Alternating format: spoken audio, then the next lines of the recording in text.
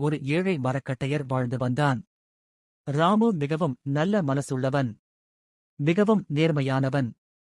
ராமு தினமும் காலையில் எழுந்து தன் பழைய இரும்பு கோடாரியை எடுத்துக்கொண்டு காட்டிற்கு சென்று மரம் வெட்டுவான். அவன் சம்பாதிக்கும் சிறிய பணத்தில் தன் குடும்பத்தை அன்புடன் பார்த்துக் கொண்டிருந்தான். ராமு எப்போதும் சொல்வான், நேர்மைதான் வாழ்க்கையின் உண்மையான செல்வம். ஒருநாள் ராமு ஆற்றங்கரையில் உள்ள ஒரு பெரிய மரத்தை வெட்டிக் கொண்டிருந்தான். அப்போது திடீரென சடார்! அவனின் கோடாரி கைமறைந்து நேராக ஆற்றில் விழுந்தது.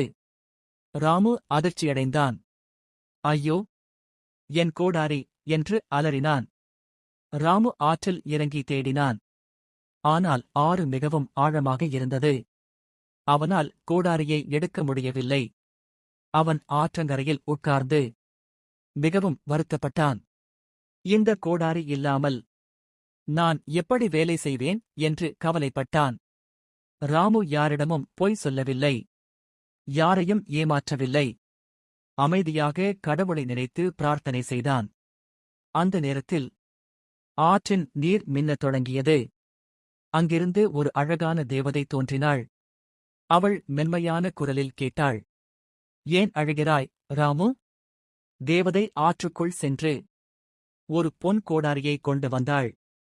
இதுதானா உன் கோடாரி என்று கேட்டாள்.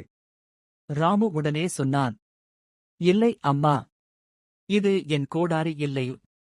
தேவதை மீண்டும் ஆற்றில் இறங்கி ஒரு வெள்ளை கோடாரியை கொண்டு வந்தாள். இதுதானா உன் கோடாரி? ராமு தலை அசைத்து சொன்னான், இல்லை அம்மா, இதுவும் என் கோடாரி இல்லை. மூன்றாவது முறையாக தேவதை ராமுவின் பழைய இரும்பு கோடாரியை கொண்டு வந்தாள். ராமு மகிழ்ச்சியுடன் சொன்னான், ஆம் அம்மா, இதுதான் என் கோடாரி. தேவதை ராமுவின் நேர்மையை பார்த்து மிகவும் மகிழ்ந்தாள். ராமு, நீ மிகவும் நேர்மையானவன். அதனால் இந்த 3 கோடாரிகளையும் உனக்கு பரிசாக தருகிறேன். ராமு பணிவுடன் நன்றி கூறினான்.